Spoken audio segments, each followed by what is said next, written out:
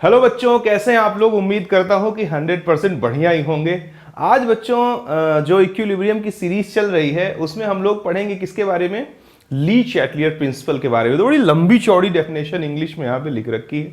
मैं तो यार इन सब चीज़ों को ध्यान नहीं देता, लेकिन फिर भी मैंने सोचा कि बच्चे लिख लेंगे। मेरे पास तो अपनी खुद की डेफिनेशन है जो काफ़ी बेहतरीन सी है।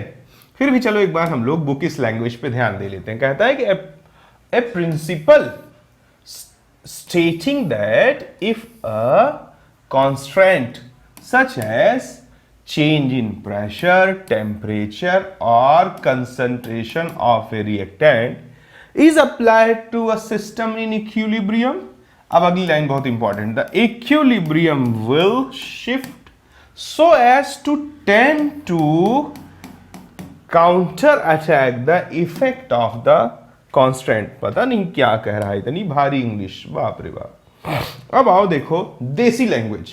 देसी लैंग्वेज हमेशा ज्यादा हेल्पफुल होती है चीजों को समझने में। मान लिया कि अगर किसी रिएक्शन में ए का ए मोल, किसी रिएक्शन में ए का ए मोल बी के बी मोल से रिएक्ट करता है और C का C मोल और D का D मोल बनाता है। Suppose we have a reversible reaction in which reactants are A and B and products are C and D। ठीक है, अब इक्विलिब्रियम पर ध्यान रखिएगा। वैज्ञानिक जो भी कुछ पढ़ रहा है वो इक्विलिब्रियम पे पढ़ रहा है। Equilibrium means what? When the rate of forward reaction is becomes equals to rate of backward reaction, यानी कि जब फॉरवर्ड और बैकवर्ड रिएक्शन का रेट सेम हो जाए तो उसे अपन क्या बोलते हैं, इक्विलिब्रियम। तो एट इक्विलिब्रियम अगर हम टेम्परेचर, प्रेशर और कंसंट्रेशन में से किसी एक को चेंज कर दें या तीनों को चेंज कर दें, at equilibrium if we will change temperature, pressure और concentration or all these three simultaneously, then reaction will always move in that direction where the effect of change is nullified। और अच्छे से समझा देता हूं, किसी भी रिवर्सिबल रिएक्शन में इक्विलिब्रियम पर टेम्परेचर, प्रेशर और कंसंट्रेशन में से किसी एक या तीनों में चेंज कर दिया जाए तो रिएक्शन हमेशा उस डायरेक्शन में मूव करती है जिधर किए गए चेंज का इफेक्ट खत्म हो जाए। जैसे देखिए, थोड़ा और अच्छे से बताते हैं। जैसे मान लीजिए कि टेम्परेचर को कोई चेंज करता है, तो टेम्परेचर दो तरीके से चेंज किया जा सकता है, बढ़ाया जा सकता है या घटाया जा सकता है। जैसे कोई प्रेशर में चेंज करे, प्रेशर भी दो तरीके से चेंज किया जा सकता है, प्रेशर बढ़ाया जा सकता है या घटाया जा सकता है। और जैसे कि कोई कंसंट्रेशन में चेंज करे तो ये भी दो तरीके से, या तो कंसंट्रेशन बढ़ाया जा सकता है या घटाया जा सकता है। तो इन तीनों में से किसी एक या तीनों को चेंज कर दिया जाए तो रिएक्शन हमेशा उस डायरेक्शन में मूव करती है जिधर किए गए चेंज का इफेक्ट खत्म हो जाए। ध्यान देना, तो कैसे चेंज का इफेक्ट खत्म होता है यह भी अपन सीखेंगे बहुत डेप्थ में।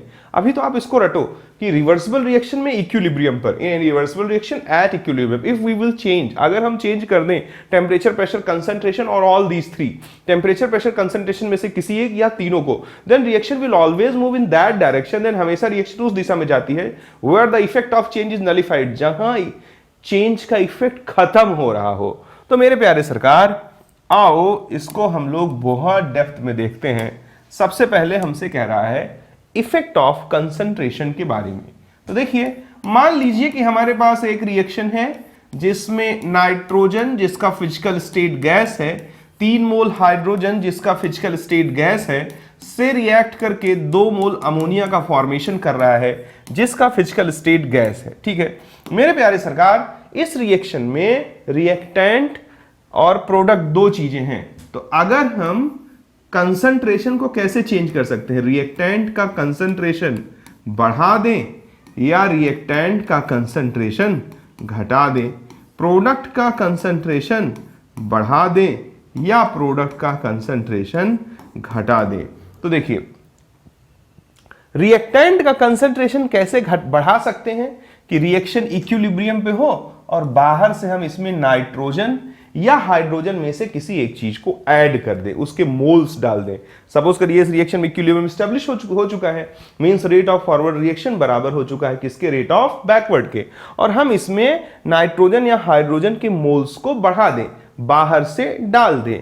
तो अगर हम बाहर से नाइट्रोजन और हाइड्रोजन के मोल्स डालेंगे तो जरा आप डेफिनेशन को दोबारा सुन लीजिए कि किसी भी रिवर्सिबल रिएक्शन में इक्विलिब्रियम पर टेम्परेचर, प्रेशर और कंसंट्रेशन में से किसी एक या तीनों को चेंज कर दिया जाए तो रिएक्शन हमेशा उस डायरेक्शन में जाती है जिधर किए गए चेंज का इफेक्ट खत्म हो जाए। अब मान लो आपने नाइट्रोजन या हाइड्रोजन के मोल्स बढ़ा दिए हैं तो रिएक्शन उधर जाएगी जिधर इसका चेंज खत्म हो जाए। तो बढ़े हुए मोल का चेंज कब खत्म होगा, जब मोल्स घट जाए।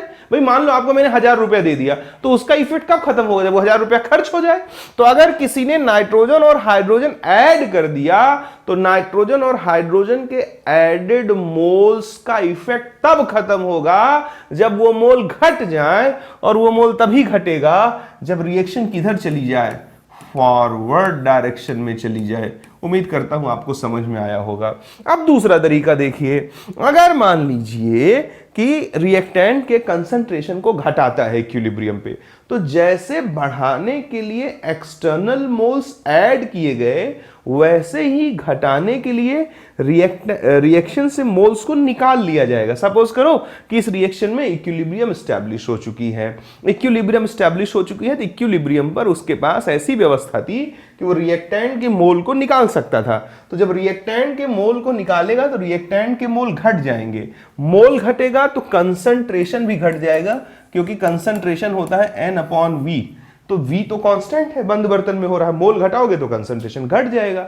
फिर से डेफिनेशन सोचो कि किसी भी रिवर्सिबल रिएक्शन में इक्विलिब्रियम पर टेम्परेचर, प्रेशर, कंसंट्रेशन में से किसी एक या तीनों में चेंज कर दिया जाए तो रिएक्शन हमेशा उस डायरेक्शन में जाती है जिधर किए गए चेंज का इफेक्ट क्या हो जाए, खत्म। तो तुमने रिएक्टेंट के कंसंट्रेशन को घटा दिया, अब इसका इफेक्ट कैसे खत्म होगा, जब रिएक्टेंट का कंसंट्रेशन बढ़ जाए। और रिएक्टेंट का कंसंट्रेशन बढ़ने के लिए रिएक्शन को किधर जाना पड़ेगा, बैकवर्ड जाना पड़ेगा। किधर जाना पड़ेगा, बैकवर्ड। सिमिलरली अगर कोई रिएक्शन में प्रोडक्ट ऐड कर दे रहा है तो प्रोडक्ट ऐड करेगा तो प्रोडक्ट का कंसंट्रेशन बढ़ जाएगा। प्रोडक्ट का कंसंट्रेशन बढ़ जाएगा तो ली चैटलियर कहता है कि टेम्परेचर, प्रेशर, कंसंट्रेशन में से किसी एक या तीनों को चेंज कर दें तो रिएक्शन हमेशा उस डायरेक्शन में जाती है जिधर किए गए चेंज का इफेक्ट खत्म हो जाए। तो प्रोडक्ट के मोल बढ़े हैं, इसका इफेक्ट कब खत्म होगा, जब प्रोडक्ट के मोल घट जाए।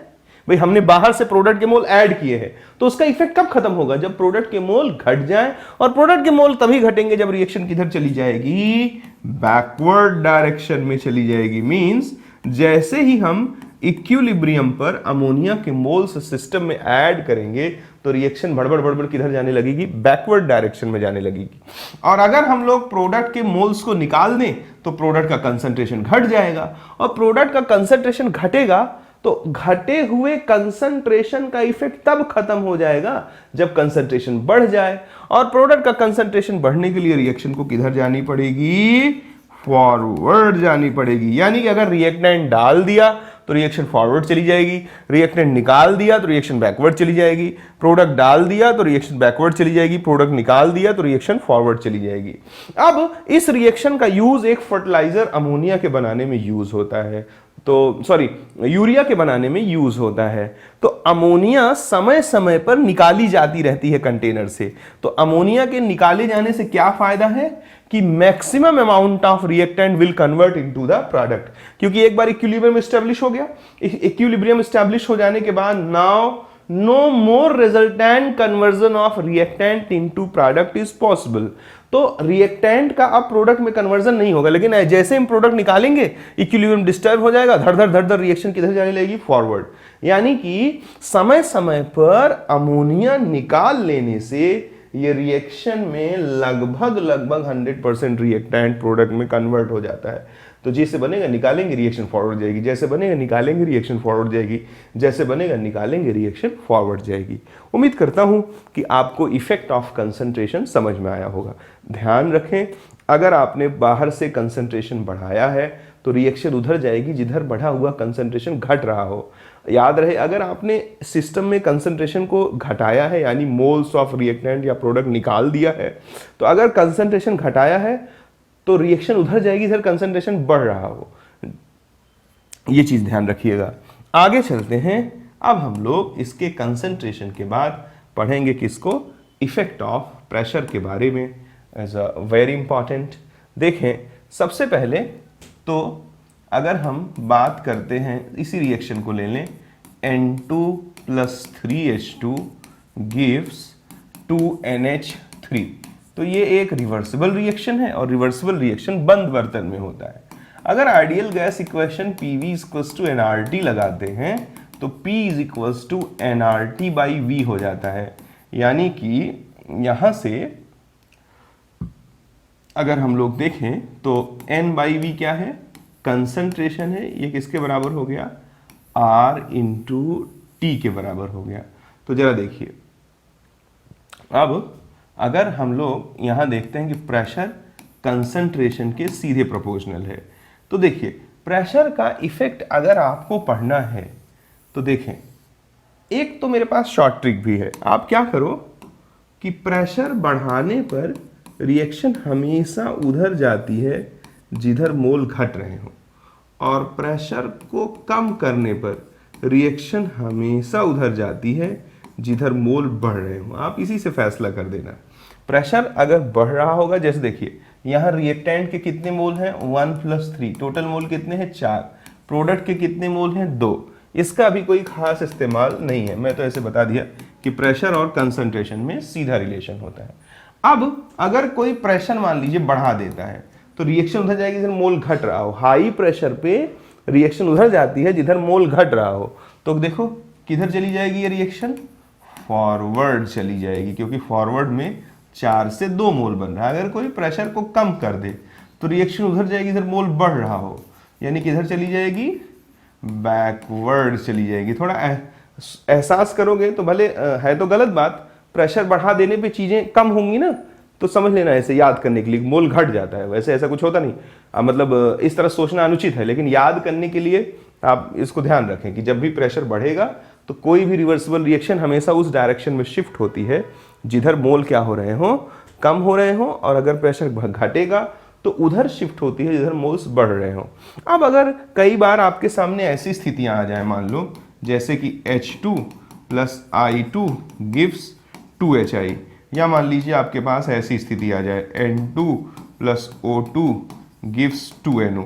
तो यहाँ आप देखिए जरा, रिएक्टेंट के मोल कितने हैं, 1 + 1 2, और प्रोडक्ट के भी मोल कितने हैं, 2। रिएक्टेंट के मोल कितने हैं, 1 + 1 2, और प्रोडक्ट के भी मोल कितने हैं, 2। यानी कई ऐसे रिएक्शन भी केमिस्ट्री में सामने आ जाते हैं जिसमें रिएक्टेंट और प्रोडक्ट के मोल्स क्या हो जाते हैं, बराबर। यहाँ पे भी देखिए रिएक्टेंट के मोल और प्रोडक्ट के मोल आपस में क्या है, बराबर है। यहाँ भी रिएक्टेंट के मोल और प्रोडक्ट के मोल आपस में क्या है, बराबर है।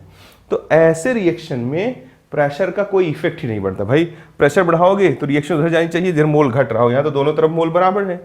अगर दोनों तरफ मोल बराबर है तो प्रेशर का ऐसी रिएक्शन पे कोई प्रभाव नहीं पड़ता है। प्रेशर को बढ़ाओ, प्रेशर को घटाओ, ना तो ये फॉरवर्ड जाती है ना ही ये बैकवर्ड जाती हैं। तो स्टार बात है कि जिस रिवर्सिबल रिएक्शन में मोल्स ऑफ रिएक्टेंट और मोल्स ऑफ प्रोडक्ट आपस में क्या हो जाए, बराबर हो जाए, ये रिएक्शन जो है वो इंडिपेंडेंट होता है। किससे?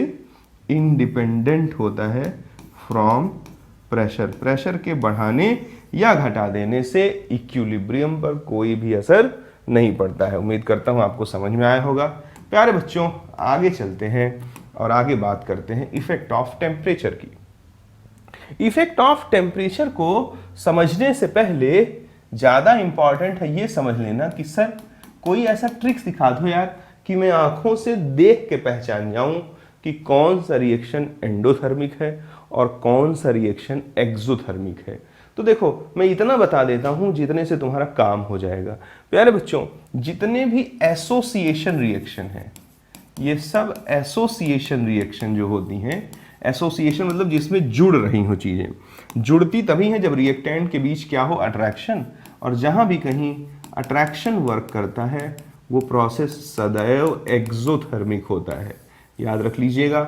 जैसे कि मान लीजिए N2H2 से रिएक्ट करके 2NH3 बनाया, तो देखिए यहाँ नाइट्रोजन और हाइड्रोजन आपस में ऐड हो रहे हैं ना। ऐड तभी हो सकते हैं जब इनके बीच अट्रैक्शन हो। एक तरह से ऐसा कहा जा सकता है बिना अट्रैक्शन के कभी एक दूसरे से एसोसिएट नहीं हो सकते हैं। तो जितने भी एसोसिएशन रिएक्शन है एक्सोथर्मिक होते हैं। जैसे देखिए H2 है, I2 है और ये क्या बना दे रहा है, ये 2HI बना दे रहा है। जैसे कि हम लोग बहुत सारी रिएक्शंस लिख सकते हैं। जैसे कि मान लीजिए कि मीथेन है, ऑक्सीजन से रिएक्ट करके CO2 और H2O बना दे रहा है। बैलेंस करना यहाँ 2 से अपन क्या कर देंगे, मल्टीप्लाई कर देंगे। तो एसोसिएशन रिएक्शन मेनली क्या होती हैं, एक्सोथर्मिक। इसका एक एक्सेप्शन भी है। देखिए ये जो N2 और प्लस O2 है, ये देखिए 2NO बनाता है। यहाँ पे भी क्या हो रहा है, एसोसिएशन हो रहा है भाई, नाइट्रोजन ऑक्सीजन से जुड़ रहा है। बावजूद एसोसिएशन के ये रिएक्शन क्या होता है, एंडोथर्मिक होता है। मैं समझा सकता हूँ इसको बहुत आसानी से। देखिए पुराने बॉन्ड का टूटना और नए बॉन्ड का बनना, ये कहलाता है केमिकल रिएक्शन। अब जरा देखिए इनके बीच में केमिकल रिएक्शन होता ही नहीं। देखो बॉन्ड ऑर्डर 3 है जो कि काफ़ी ज़्यादा है और बॉन्ड लेंथ कम है क्योंकि नाइट्रोजन की साइज बहुत बड़ी नहीं होती है। लेफ्ट टू राइट जाने पर जाके कहाँ, ग्रुप नंबर 15 में आता है नाइट्रोजन। तो जब बॉन्ड ऑर्डर ज़्यादा है और बॉन्ड लेंथ काफ़ी कम है तो बॉन्ड डिसोसिएशन इंथैल्पी की वैल्यू ज़्यादा नहीं काफ़ी ज़्यादा हो जाएगी। ऐसे यहाँ पे भी जरा देखिए बॉन्ड ऑर्डर कितना है, 2, यानी ये भी ज़्यादा ही ना, अच्छा खासा बॉन्ड ऑर्डर है। तो 2 है अगर, और बॉन्ड लेंथ यहाँ नाइट्रोजन वाले से भी छोटा है, तो यहाँ पे भी बॉन्ड डिसोसिएशन इंथैल्पी काफ़ी ज़्यादा हो जाती है। यानी ये जो रिएक्टेंट है इनकी साइज छोटी है एटम्स की और बॉन्ड ऑर्डर ज़्यादा है, तो इनकी जो बॉन्ड डिसोसिएशन इंथैल्पी है बहुत ज़्यादा हो जाती है। तो ये बॉन्ड टूटते ही नहीं है। तो जब पुराने बॉन्ड टूटेंगे ही नहीं तो नाइट्रोजन और ऑक्सीजन के बीच में कोई रिएक्शन ही नहीं हो पाएगी। और जब नाइट्रोजन और ऑक्सीजन के बीच में कोई रिएक्शन हो ही नहीं पाएगी तो रिएक्शन फॉरवर्ड प्रोसीड ही नहीं हो पाएगी। तो क्योंकि यहाँ स्ट्रॉन्ग बॉन्ड्स होते हैं इसलिए ये रिएक्शन तब तक नहीं हो पाती जब तक इनको तोड़ने के लिए हम बाहर से हीट न दे दें। इसलिए ये प्रोसेस एसोसिएशन होने के बावजूद भी एक्सोथर्मिक होता है। इकलौता प्रोसेस है, बहुत इंपॉर्टेंट है, जानते रहिए। कि कई बार क्या होता है, मैंने क्यों बताया कि आंखों से देख के कैसे पहचाने कि कोई प्रोसेस एक्सोथर्मिक है या एंडोथर्मिक। सिखा सकता हूँ, देखो जानता तो बहुत कुछ हूँ बट बोलूँगा ओरिएंटेड बातें। आपको कोई दिक्कत है तो आप कमेंट सेक्शन में जाके पूछ सकते हैं किसी भी चीज़ को। दुनिया की सारी चीज़ों को मैं जितनी रिएक्शन है सबको क्लासीफाई कर दूं, बट यहाँ मैं थोड़ा strictly exam point of view से बात करना चाह रहा था। तो देखो एसोसिएशन रिएक्शन जो होती हैं वो सबकी सब क्या होती हैं, एक्सोथर्मिक। एक एसोसिएशन रिएक्शन ऐसी है जो क्या होती है, एंडोथर्मिक। क्यों एंडोथर्मिक होती है ये मैंने समझा दिया कि बॉन्ड डिसोसिएशन एंथैल्पी बहुत ज़्यादा होती है due to high bond order and small bond length. इसलिए रिएक्शन प्रोसीड ही नहीं हो पाती है तब तक जब तक कि हम बाहर से इसे एनर्जी ना प्रोवाइड कर दें। बाहर से एनर्जी प्रोवाइड कर देते हैं तो पुराने बॉन्ड टूटते हैं, नए बॉन्ड बनते हैं, रिएक्शन प्रोसीड कर जाती है। उम्मीद करता हूँ कि ये भैया लोगों को समझ में आया होगा। और साथ साथ ये भी जान लीजिए कि जितनी डिसोसिएशन रिएक्शन है, डिसोसिएशन रिएक्शन, भाई किसी चीज़ का डिसोसिएशन कब होगा आप ही बताइए। डिसोसिएशन किसी भी चीज़ का तब होगा जब उसको हीट सप्लाई की जाए, तभी तो टूटेगा। तो डिसोसिएशन रिएक्शंस जो होती हैं दे आर एंडोथर्मिक। ये सबकी सब क्या होती हैं, एंडोथर्मिक होती है। जैसे मान लीजिए अमोनिया को आप तोड़ते हैं किसमें, नाइट्रोजन में और हाइड्रोजन में, तो this process will be endothermic. ठीक है, एंडोथर्मिक यानी पॉजिटिव। जैसे मान लीजिए आप हाइड्रोजन आयोडाइड को तोड़ते हैं किसमें, H2 में और I2 में, तो this process will be endothermic. जैसे कि कैल्शियम कार्बोनेट को आप तोड़ते हैं कैल्शियम ऑक्साइड और कार्बन डाइऑक्साइड में, this process will be endothermic. जैसे कि N2O4 को आप तोड़ते हैं किसमें, 2NO में, तो this process will be endothermic. जैसे कि मैग्नीशियम के कार्बोनेट को आप तोड़ते हैं किसमें, मैग्नीशियम ऑक्साइड और carbon dioxide, this process will be endothermic. उम्मीद करता हूं कि मैं आपको सिखा सका हूँगा कि आंखों से देख के कैसे जाना जाए कि कोई प्रोसेस एक्सोथर्मिक होगा या एंडोथर्मिक होगा। तो मैक्सिमम जो सब डिसोसिएशन रिएक्शंस हैं they are the example of endothermic reaction as well as association reactions are the example of exothermic reaction. तो प्यारे बच्चों एक चीज समझना, देखो अगर कहीं लिखा है N2 plus 3H2 gives 2NH3 plus Q, science में देखो फीलिंग नहीं चलती है। साइंस में आपको क्या करना पड़ेगा, आपको वही चीज सोचना पड़ेगा जो वैज्ञानिकों ने मान रखा है। आपके अपने हिसाब से सोचने पर कई बार चीजें गलत हो जाती हैं। जहां कॉन्सेप्चुअल है चीजें वहां तो आप अपना भेजा लगा सकते हो, लेकिन जहां चीजें जो है तथ्यात्मक हैं, जहां चीजें जो है इस तरह से हैं जो फैक्ट्स हैं, तो वहां पे आपको चीजों को मेमोराइज करके ही काम करना पड़ता है। जैसे अगर प्लस क्यू लिखा है, एक मेरा बहुत स्मार्ट बच्चा था, मतलब बहुत तेज तर्रार, उसने मेन एग्जाम में नीट के एग्जाम में ये गलती करके आई थी। देखो अब जैसे मान लीजिए प्रोडक्ट बन रहा है, प्रोडक्ट प्लस क्यू, यानी प्रोडक्ट तो बन ही रहा है साथ साथ हीट भी निकल रहा है, यानी अगर कहीं प्लस क्यू लिखा है तो इसका मतलब है कि प्रोसेस इज एक्सोथर्मिक। अगर मान लीजिए यहीं प्लस के बजाय माइनस लिखा होता, जैसे कि मान लीजिए एक रिएक्शन ऐसा लिखा है कि सपोज करिए 2HI है और 2HI हमको देता है H2 प्लस I2 और माइनस क्यू लिखा है। तो माइनस क्यू का मतलब है कि प्रोडक्ट मिल रहा है लेकिन हीट मिल नहीं रही है, हीट लग रही है, हमें देना पड़ रहा है। अगर कहीं प्रोडक्ट के साथ माइनस क्यू लिखा है, इसका मतलब है कि प्रोसेस क्या है, एंडोथर्मिक है। और अगर कहीं प्रोडक्ट के साथ प्लस क्यू लिखा है तो इट्स सिंपल मीन कि that process is what, process is exothermic. तो ये गलती मत करना, कई बार बच्चा ये गलती करता है तो क्वेश्चन में उससे क्या हो जाती है, गड़बड़ी हो जाती है बच्चों, और क्वेश्चन में गड़बड़ी हो जाती है तो बड़ा दुख होता है ऐसी छोटी छोटी चीजें। अब आगे चलेंगे और हम लोग बात करेंगे effect of addition of catalyst. हमने किसी भी रिवर्सिबल रिएक्शन में अभी क्या क्या देखा, effect of change in concentration देखा, effect of change in pressure देखा, और effect of change in temperature अभी नहीं देखा। रुको, अभी तो मैंने खाली यही बताया कि क्या होता है एक्सोथर्मिक और क्या होता है एंडोथर्मिक, ठीक है। तो बच्चों जरा देखें, इसी में समझा देता। जैसे मान लीजिए कि कोई प्रोसेस एक्सोथर्मिक है, जैसे ये सारे, अगर किसी एक्सोथर्मिक प्रोसेस को आप जो है, जैसे ये फॉरवर्ड में एक्सोथर्मिक है तो बैकवर्ड में क्या होगा, एंडोथर्मिक। भाई नाइट्रोजन हाइड्रोजन से रिएक्ट करके अमोनिया बना रहा है, एसोसिएशन हुआ, तो फॉरवर्ड प्रोसेस क्या हो गया, एक्सोथर्मिक। बैकवर्ड में जरा देखो क्या हो रहा है, अमोनिया जो है बच्चों वो टूट करके क्या बना दे रहा है, जो अमोनिया है वो टूट करके नाइट्रोजन और हाइड्रोजन बना दे रहा है। तो बैकवर्ड प्रोसेस जो है वो क्या है, डिसोसिएशन है।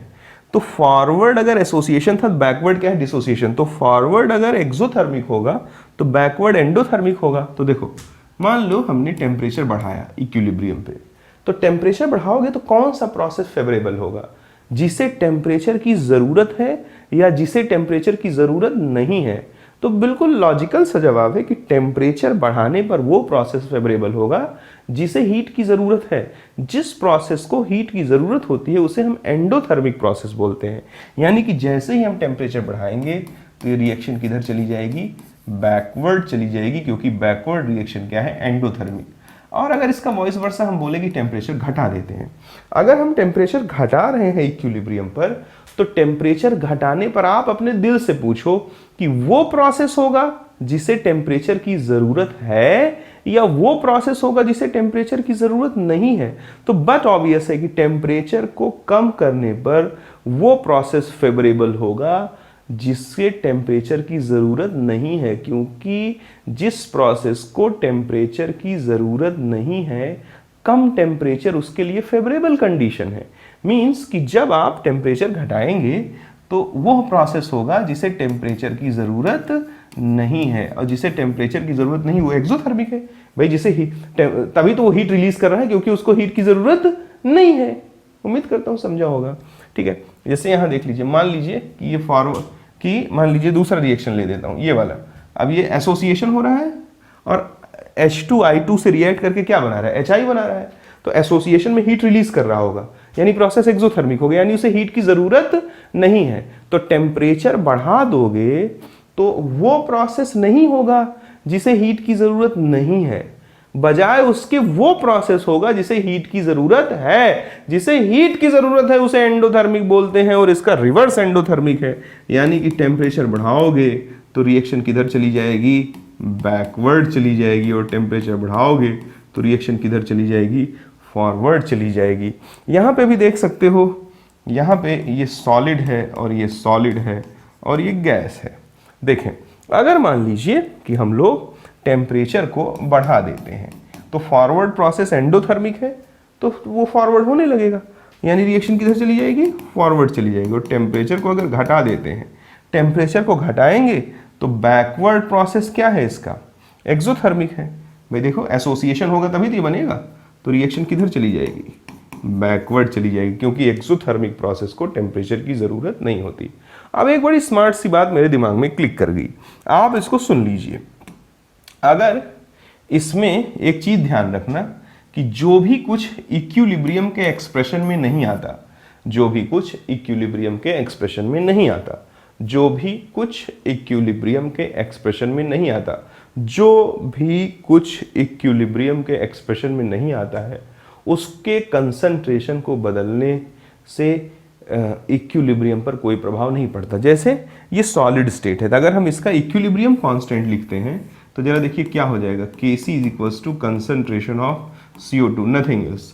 तो देखिए, ना तो कैल्शियम कार्बोनेट का कंसंट्रेशन इक्विलिब्रियम में आया, ना ही कैल्शियम ऑक्साइड का कंसंट्रेशन इक्विलिब्रियम में आया। यानी कि इस रिवर्सिबल रिएक्शन में इक्विलिब्रियम पर अगर हम कैल्शियम कार्बोनेट डाल दें तो रिएक्शन पे कोई फर्क नहीं पड़ेगा। जल्दबाजी में बैठा बच्चा क्या कह देगा, रिएक्टेंट बढ़ गया, रिएक्शन फॉरवर्ड चली जाएगी। ऐसा कुछ भी नहीं है। इसका फिजिकल स्टेट सॉलिड है और इसका इक्विलिब्रियम पर कोई प्रभाव नहीं पड़ेगा। चाहे तुम इक्विलिब्रियम पर कैल्शियम कार्बोनेट को डालो या निकालो, ये रिएक्शन ना तो फॉरवर्ड जाएगी ना ही बैकवर्ड जाएगी। अभी बहुत सारे क्वेश्चंस में आएगा, देखिएगा। उम्मीद करता हूँ सरकारों को समझ में आया होगा। धैर्य बनाए रखिएगा, धैर्य ही सफलता की एक बहुत बड़ी कुंजी होती है। आप जरा देख लीजिए, हम लोग बात करेंगे किसकी, हम लोग बात करेंगे बच्चों effect of addition of catalyst की। ठीक है, तो देखिए, अगर हम लोग बात करते हैं किसकी, effect of addition of catalyst की, तो जरा देखें और बातों को समझने की कोशिश करें। देखें शेरों, कैटलिस्ट ऐड करने से क्या होता है। देखें, कैटलिस्ट किसी भी रिएक्शन को एक ऐसा पाथ देती है जिसमें एक्टिवेशन एनर्जी घट जाता है। अब एक नया शब्द आ गया यार, व्हाट इज एक्टिवेशन एनर्जी, तो जरा आपको समझना पड़ेगा। मान लीजिए कि R से हम प्रोडक्ट P बनाते हैं, ये एक रिवर्सिबल रिएक्शन है। इट मे बी एंडोथर्मिक और इट मे बी एक्सोथर्मिक। तो अगर हम गौरपूर्वक देखना एनर्जी, अगर हम एनर्जी और रिएक्शन प्रोग्रेस के बीच में ग्राफ खींचते हैं, किसके किसके बीच में बच्चों, एनर्जी और रिएक्शन प्रोग्रेस, यानी जैसे जैसे रिएक्शन होती है वैसे वैसे इसकी एनर्जी पे क्या प्रभाव पड़ता है। एनर्जी और रिएक्शन प्रोग्रेस के बीच में हम लोग ग्राफ खींचेंगे। तो देखिए कि वो ग्राफ अगर मान लीजिए एक्सोथर्मिक के लिए खींचा जा रहा है, तो देखें ये जो लास्ट वाला हिस्सा होगा वो पहले वाले के नीचे होगा, इससे इसकी हाइट जो है वो कम होगी। अगर ये ग्राफ एंडोथर्मिक के लिए खींचा जा रहा है, मान लीजिए R गिव्स P, ये एंडोथर्मिक है, तो जो लास्ट वाला हिस्सा होगा वो पहले वाले के ऊपर होगा। अब जरा कुछ टर्मिनोलॉजी है, इनको समझने की कोशिश करना। ये रिएक्टेंट है, ये प्रोडक्ट है। रिएक्टेंट की एनर्जी को HR से रिप्रेजेंट करते हैं और प्रोडक्ट की एनर्जी को HP से। इसे इंथैल्पी भी कहते हैं। कांस्टेंट प्रेशर पर सिस्टम के द्वारा ली या दी गई एनर्जी ही क्या कहलाती है, इंथैल्पी चेंज कहलाती है। यहाँ हम लोग जो HR लिख रहे हैं वो क्या कह रहे हैं, इंथैल्पी ऑफ रिएक्टेंट, और HP जो है उसको क्या कह रहे हैं, इंथैल्पी ऑफ प्रोडक्ट। अब देखो, रिएक्टेंट को प्रोडक्ट में कन्वर्ट होने के लिए, रिएक्टेंट को प्रोडक्ट में कन्वर्ट होने के लिए जितनी एनर्जी लगती है उसको एक्टिवेशन एनर्जी बोलते हैं। अब देखो फॉरवर्ड डायरेक्शन के लिए तो रिएक्टेंट R है और प्रोडक्ट P है, तो ये फॉरवर्ड डायरेक्शन की एक्टिवेशन एनर्जी हो गई। लेकिन अगर बच्चों हम बैकवर्ड डायरेक्शन की रिएक्शन की बात करें तो बैकवर्ड डायरेक्शन के लिए रिएक्टेंट P है और प्रोडक्ट क्या है R। तो देखो P को R में बदलने के लिए इतनी एनर्जी चाहिए कि नहीं चाहिए, यानी this is the activation energy for the backward reaction. उम्मीद करता हूं कि आपको समझ में आया होगा। अब देखिए एक एक करके इंपॉर्टेंट चीजों को समझे। सबसे पहले रिएक्टेंट की एनर्जी और एक्टिवेशन एनर्जी को हम लोग बोलते हैं थ्रेशोल्ड एनर्जी। क्या बोलते हैं हम लोग? थ्रेशोल्ड एनर्जी, थ्रेशोल्ड एनर्जी, ठीक है। तो ये हो गया threshold energy for forward direction, क्योंकि ये रिएक्टेंट R की एनर्जी है और activation energy for the forward direction. ऐसे ही हम लोग लिख सकते हैं HP plus EAB, this is the threshold energy for backward direction. ये थ्रेशोल्ड एनर्जी किसके लिए है? फॉरवर्ड के, और ये किसके लिए? बैकवर्ड का। आप तो इतना जानो कि बैकवर्ड के लिए रिएक्टेंट क्या हो गया? प्रोडक्ट, और प्रोडक्ट क्या हो गया? रिएक्टेंट। और फॉरवर्ड के लिए रिएक्टेंट क्या है? रिएक्टेंट, और प्रोडक्ट क्या है? P। तो देखो रिएक्टेंट की एनर्जी और एक्टिवेशन एनर्जी के सम को क्या बोलते हैं? थ्रेशोल्ड एनर्जी बोलते हैं। ये बात कभी भूलना मत। अब दूसरी चीज गौरपूर्वक अगर देखो तो अगर हम देखें HP माइनस HR कर दें तो HP ये लेंथ है, HR ये लेंथ है, तो HR जो लेंथ है वो HP से बड़ा है, यानी कि जब हम छोटे में से बड़े को घटाएंगे तो ये वैल्यू नेगेटिव आएगी, यानी जो डेल एच है वो नेगेटिव आएगा। और डेल एच का नेगेटिव आना इस बात का प्रमाण है कि रिएक्शन क्या है? ये एक्सोथर्मिक। इसलिए मैंने शुरू में ही बोला था कि एक्सोथर्मिक रिएक्शन में जो प्रोडक्ट का लास्ट पॉइंट होगा वो रिएक्टेंट के इनिशियल पॉइंट से क्या होगा? हमेशा नीचे होगा। अब एक चौथा पॉइंट जो कि आपको ऑब्जर्व करना चाहिए, इसमें चौथे पॉइंट पर स्टार भी लगा देता हूं कि अगर रिएक्शन एक्सोथर्मिक है तो देखो कि जो बैकवर्ड डायरेक्शन की एक्टिवेशन एनर्जी है EAB, ये बड़ी है फॉरवर्ड डायरेक्शन के एक्टिवेशन एनर्जी से। देख लीजिए ये पीली वाली लाइन ये हरी वाली लाइन से बड़ी है कि नहीं? 100% बड़ी है। तो जरा अभी तो हम लोग बेसिक की बात कर रहे हैं। ऐसे यहाँ देख लीजिए ये किसकी एनर्जी है? रिएक्टेंट की एनर्जी है। ये किसकी एनर्जी है? प्रोडक्ट की एनर्जी है। और बच्चों ये क्या है? एक्टिवेशन एनर्जी है फॉर द फॉरवर्ड डायरेक्शन। और ये क्या है सरकारों? ये हमारा है activation energy for the backward direction. तो अब जरा गौर पूर्वक चलते चलो। पहला पॉइंट लिखूं अगर मैं HR प्लस EAF, तो ये क्या हो जाएगा? Threshold energy for the forward direction. दूसरा पॉइंट क्या? HP प्लस EAB में लिख दूं, ये क्या हो जाएगा? Threshold energy for backward direction. तीसरा पॉइंट क्या लिख दूंगा? HP minus HR। तो देखिए ये HP की वैल्यू HR से काफ़ी ज़्यादा है, तो बड़े में से छोटा घटेगा तो पॉजिटिव आएगा, और डेल एच जहाँ भी पॉजिटिव होता है दैट प्रोसेस इज एंडोथर्मिक। पहले ही बोल रखा था मैंने कि अगर लास्ट पॉइंट इनिशियल पॉइंट के ऊपर हो तो वो प्रोसेस क्या होता है बच्चों? एंडोथर्मिक प्रोसेस होता है। ये 3 पॉइंट हो गया। चौथा पॉइंट जो कि बहुत इंपॉर्टेंट है, क्या? आपको व्हाइट लाइन ग्रीन लाइन से बड़ी दिख रही होगी। किसी भी एंडोथर्मिक रिएक्शन में जो फॉरवर्ड डायरेक्शन की एक्टिवेशन एनर्जी होती है वो बैकवर्ड डायरेक्शन की एक्टिवेशन एनर्जी से बड़ी होती है। और साथ साथ उल्टा देखो एक्सोथर्मिक में, तो एक्सोथर्मिक में जो फॉरवर्ड की एक्टिवेशन एनर्जी है वो बैकवर्ड की एक्टिवेशन एनर्जी से कम है। अगर इतनी बात आपको समझ में आ गई तो हमारा टास्क क्या था? इफेक्ट ऑफ कैटलिस्ट को समझना। तो जैसे अब अगर मान लीजिए ये जो सारी सब कुछ है वो विदाउट कैटलिस्ट है, विदाउट कैटलिस्ट, जब इसमें कैटलिस्ट नहीं मिलाया गया। जैसे ही रिएक्शन में कैटलिस्ट ऐड किया जाएगा तो कैटलिस्ट किसी भी रिएक्शन को एक ऐसा पाथ प्रोवाइड करता है जिस पाथ में एक्टिवेशन एनर्जी कम होती है। एक्टिवेशन एनर्जी बोलते किसको है? रिएक्टेंट को प्रोडक्ट में बदलने के लिए जितनी एनर्जी की जरूरत है। तो जैसे देखो जैसे कैटलिस्ट डालेंगे और एक्टिवेशन एनर्जी घट जाएगी। जैसे कैटलिस्ट डालेंगे, अब ये देखो जो लास्ट में रेड वाला बना रहा हूं वो विथ कैटलिस्ट है, जो व्हाइट वाली लाइन है वो विदाउट कैटलिस्ट है। तो जैसे ही हम कैटलिस्ट ऐड करेंगे तो क्या होगा, एक्टिवेशन एनर्जी घट जाएगी। अब पहले रिएक्टेंट को प्रोडक्ट में बदलने के लिए इतनी एनर्जी लगती थी, अब रिएक्टेंट को प्रोडक्ट में बदलने के लिए इतनी ही एनर्जी लग रही है। तो जरा बताओ कि जब रिक्वायर्ड एनर्जी घट जाएगी, तड़तड़ रिएक्टेंट प्रोडक्ट में बदलने लगेगा कि नहीं? 100% फटाफट रिएक्टेंट किस में बदलने लगेगा? रिएक्टेंट फटाफट प्रोडक्ट में बदलने लगेगा। इसका मतलब प्यारे शेरों क्या हुआ? इसका मतलब जरा देखें, इसका मतलब कि जैसे ही हमने कैटलिस्ट डाल दिया तो रिएक्शन का रेट बढ़ जाएगा।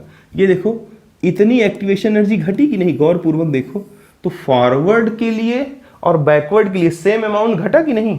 देखो भाई, फॉरवर्ड के लिए जितना घटा उतना ही बैकवर्ड के लिए भी घट गया ना। ये तो घटी हुई वैल्यू दोनों के लिए सेम है ना, यानी कि फॉरवर्ड रिएक्शन और बैकवर्ड रिएक्शन दोनों का रेट क्या होगा? एक समान रूप से तेज हो जाएगा। फिर से समझा देता हूं, घबराना मत। देखो ये व्हाइट वाली लाइन विदाउट कैटलिस्ट थी, और जब हमने कैटलिस्ट डाल दिया तो मैंने कहा कैटलिस्ट, अब बचपन वाला डेफिनेशन छोड़ो, अभी 11वीं में पहुंच गए हो तो सुनो ध्यान से। कैटलिस्ट किसी भी रिएक्शन को एक ऐसा पाथ प्रोवाइड करता है जिस पाथ के लिए एक्टिवेशन एनर्जी घट जाती है। सवाल पैदा हुआ, what is activation energy? The minimum amount of energy which required to convert the reactant into product is called activation energy. किसी भी रिएक्टेंट को प्रोडक्ट में बदलने के लिए जितनी कम से कम एनर्जी लगती है वो एक्टिवेशन एनर्जी कहलाती है। तो जरा देखो, जैसे ही हमने कैटलिस्ट डाला तो इतना वैल्यू कम हुआ, देखो इतना, तो ये तो फॉरवर्ड और बैकवर्ड के लिए इक्वल अमाउंट घटा ना। तो जब दोनों के लिए एक्टिवेशन एनर्जी इक्वल अमाउंट घटा तो जरा देखें, जिस रेट से रिएक्शन फॉरवर्ड में बढ़ जाएगी उसी रेट से रिएक्शन बैकवर्ड में बढ़ जाएगी, क्योंकि फॉरवर्ड के लिए भी एक्टिवेशन एनर्जी कम हो गया और बैकवर्ड के लिए भी एक्टिवेशन एनर्जी कम हो गई और दोनों के लिए इक्वल अमाउंट कम हुआ। इसका मतलब कि कैटलिस्ट डाल देने पर जो एक्टिवेशन एनर्जी घटती है वो फॉरवर्ड और बैकवर्ड दोनों डायरेक्शन के लिए सेम अमाउंट घटती है। अगर दोनों डायरेक्शन के लिए सेम अमाउंट घटती है तो दोनों डायरेक्शन में रेट सेम स्पीड से बढ़ेगा, यानी कि कैटलिस्ट का इक्विलिब्रियम पर कोई प्रभाव नहीं पड़ता, सिर्फ रेट ऑफ रिएक्शन बढ़ जाता है। इसलिए इक्विलिब्रियम को अचीव करने में लगने वाला जो समय है बच्चों वो घट जाता है। उम्मीद करता हूं समझ में आया होगा आपको। अगर मैं लिखूं कि इक्विलिब्रियम जो है वो कैटलिस्ट से अनअफेक्टेड रहता है, यानी इक्विलिब्रियम पर कैटलिस्ट का कोई खास प्रभाव नहीं पड़ता है, केवल इक्विलिब्रियम के स्टैब्लिशमेंट में लगने वाला जो टाइम है वही टाइम क्या हो जाता है, घट जाता है। जैसे पहले 5 मिनट में इक्विलिब्रियम स्टैब्लिश हो रहा होगा तो अब 2 ही मिनट में हो जाएगा, 3 ही मिनट में हो जाएगा, बाकी और कोई प्रभाव नहीं पड़ता। इक्विलिब्रियम पे क्यों कोई प्रभाव नहीं पड़ता? क्योंकि एक्टिवेशन एनर्जी जितना फॉरवर्ड डायरेक्शन की कम होती है उतना ही बैकवर्ड डायरेक्शन की कम हो जाती है। अब बच्चों कुछ और बातें हैं, देखें। जैसे हमसे कहता है effect of addition of inert gas, तो इनर्ट गैस 2 प्रकार से ऐड किया जाता है। एक तो ऐड किया जाता है कांस्टेंट प्रेशर पर, कांस्टेंट प्रेशर पर, और एक इनर्ट गैस ऐड किया जाता है कांस्टेंट वॉल्यूम पर। What is the meaning of constant volume? प्यारे बच्चों देखिए, जैसे मान लीजिए कि एक पिस्टन है और एक सिलेंडर है। अगर इस पिस्टन का पोजीशन समय के साथ चेंज ना हो, ना ही ये पिस्टन ऊपर जा सकता हो और ना ही ये पिस्टन नीचे जा सकता हो, तो हम कहेंगे कि इसका वॉल्यूम फिक्स हो गया, वॉल्यूम में कोई परिवर्तन नहीं हो सकता। अब मान लीजिए यहां पे N2 है और 3H2 है, ये आपस में रिएक्ट करके 2NH3 बनाते हैं और इक्विलिब्रियम एस्टैब्लिश करते हैं। मान लीजिए इक्विलिब्रियम पर हमने इसमें ज़ीनॉन गैस ऐड कर दिया। अब जब ज़ीनॉन गैस ऐड करूंगा तो पिस्टन गैस सिलेंडर के अंदर गैस के जो मोल्स हैं वो इंक्रीज कर जाएंगे, तो पिस्टन पर ऊपर की तरफ प्रेशर बढ़ेगा। लेकिन क्योंकि ये पिस्टन फिक्स है, ये अपने पोजीशन को बदल नहीं सकता, तो वॉल्यूम में कोई चेंज नहीं होगा, नो चेंज। और जब बच्चों वॉल्यूम में कोई चेंज नहीं होगा तो कंसंट्रेशन क्या होता है, N/V in लीटर। कंसंट्रेशन में भी कोई चेंज नहीं होगा, कोई कोई गधा बच्चा पूछता है सर गैस डाल लेंगे मोल बढ़ जाएगा, सर मोल बढ़ जाएगा तो कंसंट्रेशन बदल गया। अबे भाई हम जिस रिएक्शन के लिए इक्विलिब्रियम पढ़ रहे हैं क्या उसके मोल में कोई परिवर्तन हुआ? नाइट्रोजन, हाइड्रोजन और अमोनिया के मोल में कोई चेंज हुआ क्या? कोई चेंज नहीं हुआ। ये जो बढ़ रहा है मोल वो ज़ीनॉन का मोल बढ़ रहा है, इससे सिर्फ प्रेशर बढ़ेगा अंदर का, इनके मोल्स पे कोई प्रभाव नहीं पड़ेगा। ज़ीनॉन डाल देने से नाइट्रोजन नहीं बढ़ जाएगा, हाइड्रोजन नहीं बढ़ जाएगा, अमोनिया नहीं बढ़ जाएगा। इसलिए यहां जो हम कंसंट्रेशन ले रहे हैं तो ये मोल्स किसके हैं? रिएक्टेंट या प्रोडक्ट के हैं, रिएक्टेंट या प्रोडक्ट के हैं। वॉल्यूम किसका है? कंटेनर का। तो अगर ये सब कुछ कांस्टेंट है तो कंसंट्रेशन भी क्या हो गया? कांस्टेंट हो गया। और जब कंसंट्रेशन कांस्टेंट हो गया तो रिएक्शन किधर भी नहीं जाएगी, ना तो फॉरवर्ड ना बैकवर्ड। यानी कि कांस्टेंट वॉल्यूम पर इनर्ट गैस डालने का कोई इफेक्ट नहीं होता है। No effect on equilibrium. लेकिन अगर कांस्टेंट प्रेशर की बात करें, what is the meaning of constant pressure? ये देखो ये एक सिलेंडर है, इसमें एक पिस्टन लगा हुआ है। अब पिस्टन पर एटमॉस्फेरिक प्रेशर है, जिस एटमॉस्फेयर में ये लगा होगा बाहर से उसका प्रेशर होगा ना। सपोज मैंने मान लिया वो प्रेशर है P एक्सटर्नल, इसके अंदर अमोनिया हाइड्रोजन से रिएक्ट करके, नाइट्रोजन हाइड्रोजन से रिएक्ट करके अमोनिया बना रही है। अब अगर किसी वक्त इक्विलिब्रियम पर अंदर का और बाहर का प्रेशर एक बराबर हो गया, यानी नाइट्रोजन हाइड्रोजन और अमोनिया की वजह से जो अंदर से प्रेशर लग रहा है ऊपर की तरफ और जो एटमॉस्फेयर का प्रेशर लग रहा है नीचे की तरफ, जब दोनों प्रेशर बराबर होंगे तो पिस्टन अपने पोजीशन पे रहेगा, जरा सा भी ना तो ऊपर जाएगा ना ही नीचे जाएगा। और मैं उस वक्त मैंने मान लिया कि इक्विलिब्रियम है और इक्विलिब्रियम पे मैंने ज़ीनॉन गैस ऐड कर दिया। अब ज़ीनॉन एक इनर्ट गैस है, वो अमोनिया नाइट्रोजन और हाइड्रोजन से रिएक्शन नहीं करेगा। जैसे ही गैस अंदर जाएगा तो पी इन यानी अंदर का प्रेशर बढ़ेगा, क्योंकि अंदर का प्रेशर पहले सिर्फ नाइट्रोजन हाइड्रोजन और अमोनिया की वजह से था। ज़ीनॉन डाल देने पर अब नाइट्रोजन हाइड्रोजन अमोनिया और ज़ीनॉन की वजह से होगा। तो जब पी इनसाइड बढ़ जाएगा तो पी इनसाइड बढ़ जाएगा तो एक्सपेंशन होगा, और अगर एक्सपेंशन होगा तो वॉल्यूम बढ़ेगा और कंसंट्रेशन क्या होता है? N/V। अगर वॉल्यूम बढ़ेगा तो कंसंट्रेशन घटेगा। अब सावधान हो जाना, कंसंट्रेशन घटा। अब देखो रिएक्टेंट के कितने मोल हैं? 1 + 3 और प्रोडक्ट के कितने हैं? 2। तो कंसंट्रेशन घटा तो ली चैटलियर क्या कहता है कि एट इक्विलिब्रियम टेम्परेचर, प्रेशर और कंसंट्रेशन में से किसी एक या तीनों को चेंज कर दिया जाए तो रिएक्शन हमेशा उस डायरेक्शन में जाती है जिधर किए गए चेंज का इफेक्ट खत्म हो जाए। तो इक्विलिब्रियम पे मैंने ज़ीनॉन डाल दिया तो उसका चेंज क्या होगा? कंसंट्रेशन घट गया। अब इसका इफेक्ट कैसे पता लगेगा?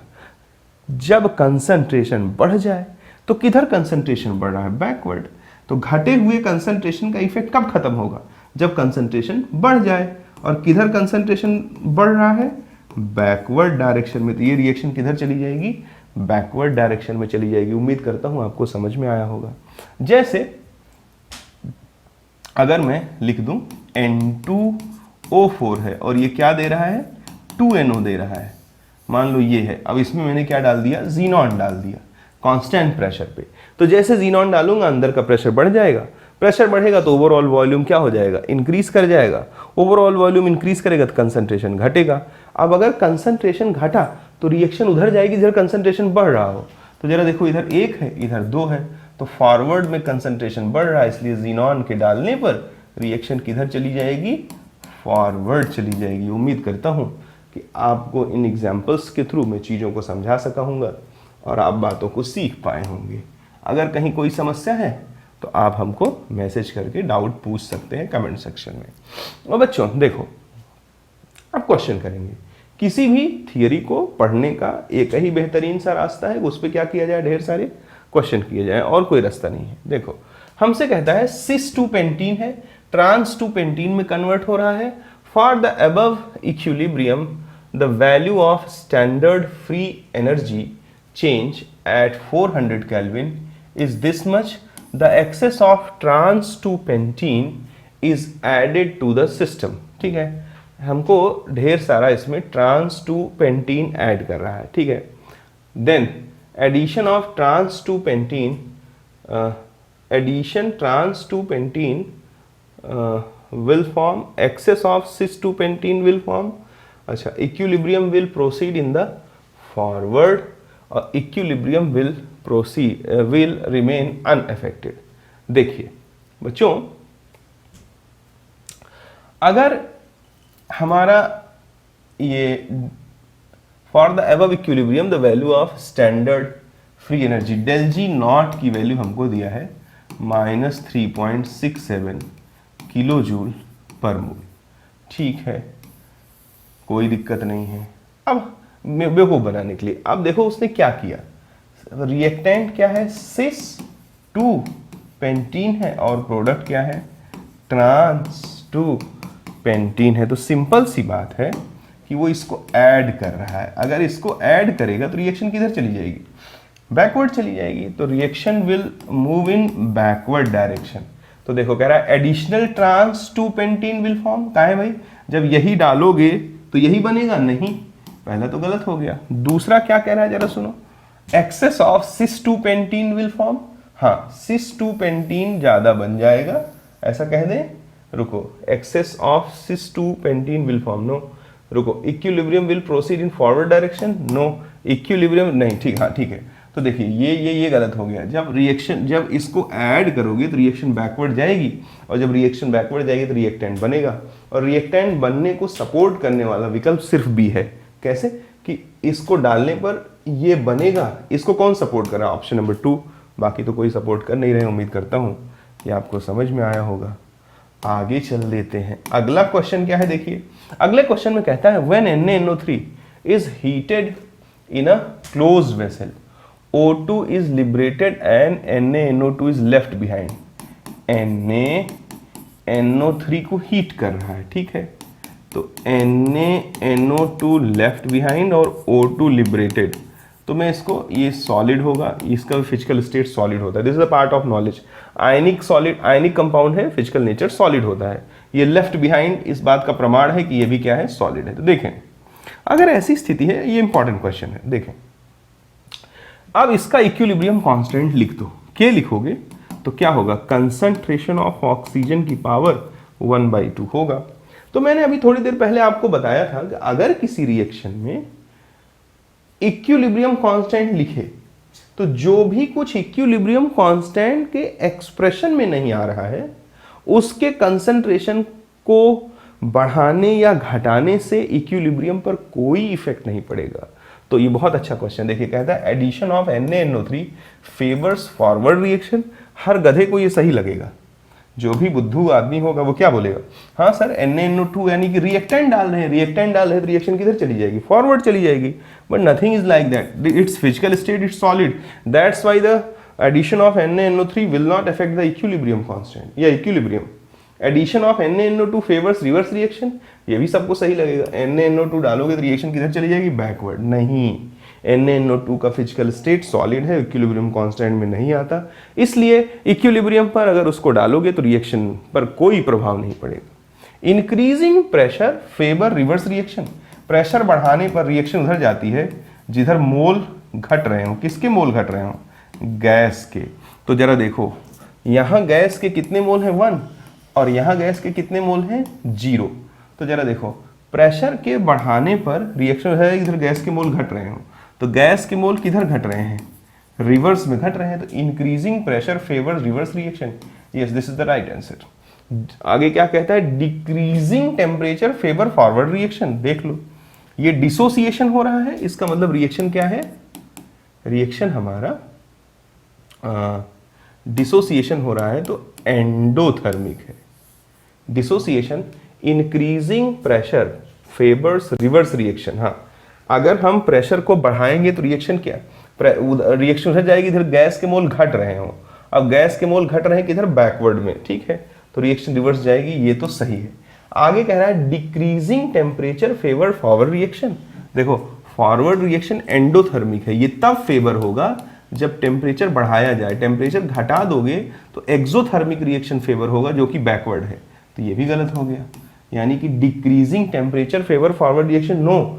increasing temperature will favor forward reaction because the forward reaction is the dissociation reaction and it is endothermic. To carry out endothermic reaction we have to increase the temperature, not we have to decrease the temperature. That's why C option is the correct answer. अच्छा question है, उम्मीद करता हूँ आपको अच्छा लगा होगा। प्यारी सरकार आगे चल देते हैं, आगे बात करते हैं।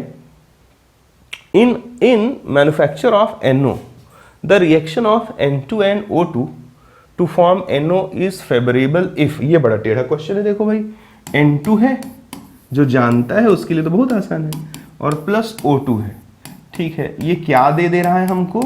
ये बच्चों दे दे रहा है 2NO गैस, ठीक है। अब जरा देखो, जिसको ये नहीं मालूम कि एंडोथर्मिक है कि एक्सोथर्मिक है वो तुक्का लगाएगा। आप जानते हैं कि धरती की इकलौती ऐसी रिएक्शन है जो एसोसिएशन होने के बावजूद भी एक्सोथर्मिक है। इकलौती बोले तो जो आपके सिलेबस में आपके सामने आएगा, बाकी करोड़ों रिएक्शन है, भगवान जाने किसमें क्या होता है, जो आपके सिलेबस में नीट और जेई में मैक्सिमम कंफ्यूज करने के लिए पूछता है।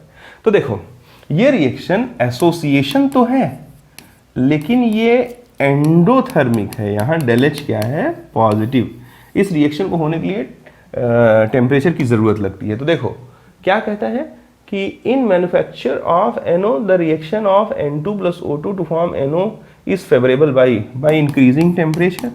तो देखो क्या कहता है, अच्छा प्रेशर बोल रहा है, ठीक है। तो देखो इधर 2 मोल है, इधर 2 मोल है, तो प्रेशर का तो कोई प्रभाव पड़ेगा ही नहीं। तो जब हम टेम्परेचर को बढ़ाएंगे तभी ये रिएक्शन होगी। तो पहला क्या कह रहा है? प्रेशर इंक्रीज्ड, गलत है। दूसरा प्रेशर डिक्रीज्ड, गलत है। टेम्परेचर इज इंक्रीज, सही है। टेम्परेचर इज डिक्रीज, गलत है। Because forward reaction is endothermic, that's why it will be favorable when we will increase the temperature, and reaction is endothermic. This is the information and it is explained by me. ठीक है, देखें, in which of the following equilibrium reaction in which of the following equilibrium reaction the equilibrium would shift to right side if total pressure is decreased? कोई बात नहीं, pressure घटाने पर मोल बढ़ते हैं, तो जिधर राइट साइड मोल ज्यादा होंगे उधर ही वही रिएक्शन आंसर हो जाएगा। तो इधर जरा देखो ध्यान से, हमसे कह रहा है इनमें से कौन से रिएक्शन में प्रेशर को घटाने पर रिएक्शन राइट साइड यानी फॉरवर्ड जाएगी।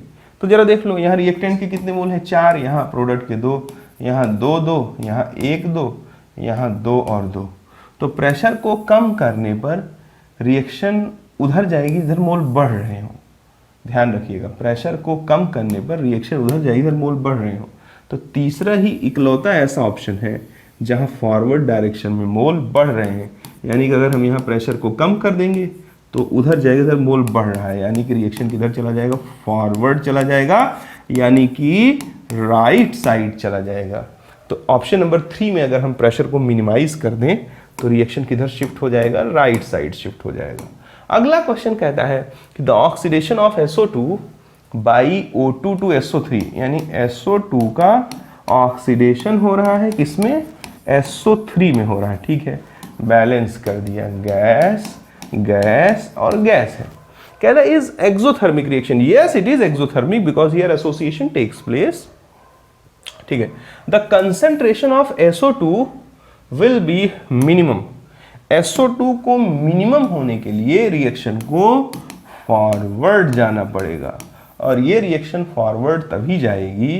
देखो यहाँ रिएक्टेंट के कितने मोल हैं? 3 और प्रोडक्ट के 2, यानी कि प्रोडक्ट में मोल घट रहा है, यानी प्रेशर बढ़ा दो। प्रेशर के बढ़ाने पर रिएक्शन हमेशा उधर जाती है इधर मोल घट रहे हो। तो इस रिएक्शन में SO2 कम रहे, इसके लिए रिएक्शन को फॉरवर्ड जाना पड़ेगा, और रिएक्शन को फॉरवर्ड पुश करने के लिए प्रेशर ज्यादा होना चाहिए।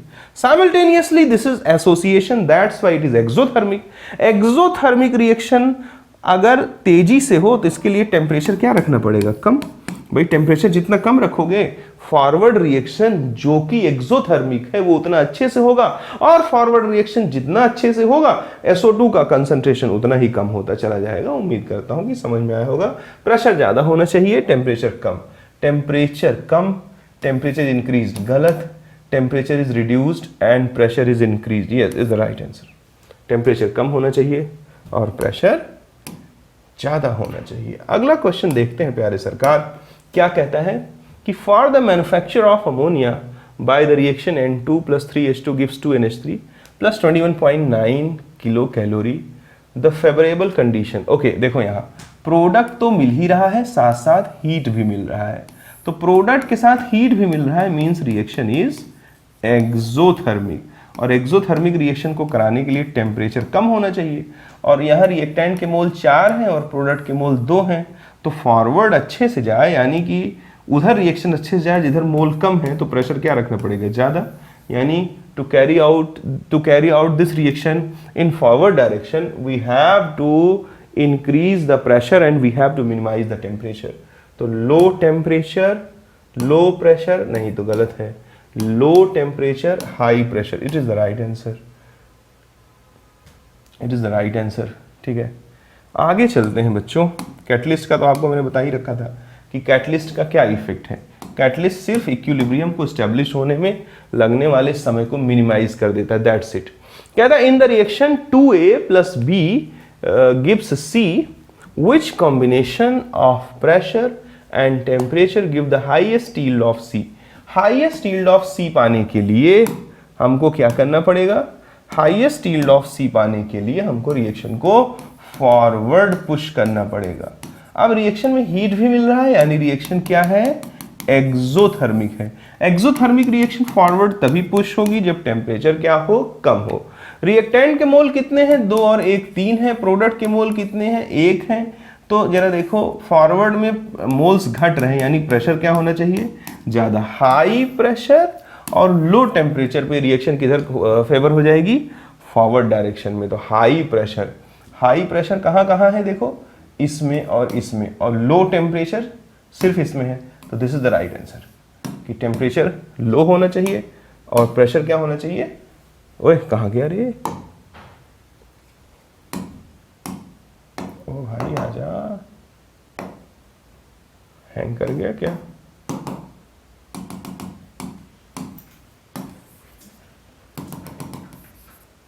ठीक है, कुछ कहा हो, एक सेकेंड, ठीक है, ठीक है। यानी कि प्रेशर क्या होना चाहिए, ज़्यादा, और टेम्परेचर कम। इसको सपोर्ट करने वाला ऑप्शन 1 है यही। तो उम्मीद करता हूँ ये भी अच्छा क्वेश्चन है, आपको समझ में आया होगा। प्यारे सरकार आगे चलते हैं और क्वेश्चन कर देते हैं। इसमें जरा देखिए क्या कहता है, does Lee Chatelier principal predict a change of equilibrium concentration for the following reaction if the gas mixture is compressed। ठीक है, अगर इसको क्या कर दिया जाता है, compressed कर दिया जाता है, यानी प्रेशर को बढ़ा दिया जाता है। तो प्रेशर को जैसे ही बढ़ाओगे तो रिएक्शन हो जाएगी, इधर मोल घट रहा हो, इधर 1 मोल है, इधर 2 मोल है, यानी बैकवर्ड चली जाएगी। तो yes backward reaction is favoured, yes forward reaction is favoured, no change, ये तो गलत बात है। Yes backward reaction is favoured in this condition. उम्मीद करता हूँ ये भी आपको समझ में आया होगा। और देख लेते हैं क्वेश्चन नंबर 9 क्या कहता है। The reaction in which yield of product can not be increased by application of high pressure. High pressure लगाने पर रिएक्शन हो जाए, इधर मोल घट रहा हो, बट तुमसे कह रहा है किसमें प्रोडक्ट यील्ड जो है, देखो ध्यान से, कैन नॉट बी इंक्रीज्ड, यानी कि जहां प्रोडक्ट के मोल ज़्यादा होंगे वहां हाई प्रेशर करने पर प्रोडक्ट नहीं बनेगा। तो देखो यहाँ रिएक्टेंट के मोल कितने हैं, 2, प्रोडक्ट 1, यहाँ रिएक्टेंट 2, प्रोडक्ट 2, यहाँ रिएक्टेंट 4, प्रोडक्ट 2, यहाँ रिएक्टेंट 2 और 1 3, और प्रोडक्ट कितना है, 2। तो जहां हम जब प्रेशर बढ़ाएंगे तो रिएक्शन उधर जाता है जब मोल घट रहे हो, यानी ये भी रिएक्शन किधर चला जाएगा, फॉरवर्ड, ये भी रिएक्शन किधर चला जाएगा, फॉरवर्ड, ये भी रिएक्शन किधर चला जाएगा, फॉरवर्ड। सिर्फ एक रिएक्शन है जिसमें रिएक्टेंट और प्रोडक्ट दोनों के मोल आपस में बराबर हैं, इसलिए तुम प्रेशर को बढ़ाओ या घटाओ, प्रोडक्ट के कंसंट्रेशन पे कोई फर्क पड़ने वाला नहीं है। तो that's why this is the perfect answer. Question number 10 की बात कर ले प्यारे सरकार। तो कहता है in a vessel containing SO3, SO2 and O2 at equilibrium some helium gas is introduce. देख लीजिए भाई, SO2 O2 से रिएक्ट करके क्या बना देगा, SO3 बना देगा। यहाँ 2 और 2 से हमने मल्टीप्लाई कर दिया। कहता है कि इसमें थोड़ा सा हीलियम डाल देता है, ठीक है, हीलियम डाल दो, it is a inert gas. कहता है कि in a vessel containing this is at equilibrium introduce so that the total pressure increased. अच्छा, यानी अंदर का टोटल प्रेशर बढ़ जाता है एंड वॉल्यूम रिमेन्स कांस्टेंट। तो कांस्टेंट वॉल्यूम हो गया। कांस्टेंट वॉल्यूम पे तुमने पीछे देखा था, कुछ भी डालो कोई फर्क नहीं पड़ता है, इनर्ट गैस के डालने फालने से कोई फर्क नहीं पड़ेगा एट कांस्टेंट वॉल्यूम। यही चीज अगर एट कांस्टेंट प्रेशर पे होता तब देखो क्या हो जाता। हीलियम डालते, अंदर का प्रेशर बढ़ता, पिस्टन क्या हो जाता, एक्सपैंड कर जाता, एक्सपैंड कर जाता तो वॉल्यूम बढ़ जाता, वॉल्यूम बढ़ जाता तो कंसंट्रेशन घट जाता। अब रिएक्शन उधर जाती जिधर कंसंट्रेशन बढ़ रहा हो। देखो यहाँ 3 है, यहाँ 2 है, तो बैकवर्ड में कंसंट्रेशन बढ़ रहा है, यानी जैसे ही हीलियम डालते तो ये रिएक्शन किधर चली जाती, बैकवर्ड चली जाती। उम्मीद करता हूँ कि ये भी मेरे सरकार को समझ में आया होगा और ज़रूर साहब कुछ न कुछ आज अच्छा सीखे होंगे।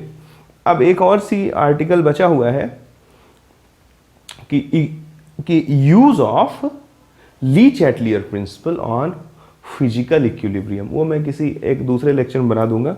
अभी तो आज थक गया हूँ, आज के लिए इतना पर्याप्त है, तो उस पर भी 2-4 क्वेश्चन लेके बना दूंगा, डोंट वरी। उम्मीद करता हूँ कि जो मेहनत हम लोग कर रहे हैं वो आपके किसी काम आए और आप अपने भविष्य को बेहतर संवार सकें। अच्छा लगा हो तो लाइक कमेंट कर दीजिएगा, नहीं अच्छा लगा हो तो सजेस्ट करिएगा कि किस हिस्से पर इम्प्रूवमेंट की ज़रूरत है। आज के लिए इतना पर्याप्त है। Thank you.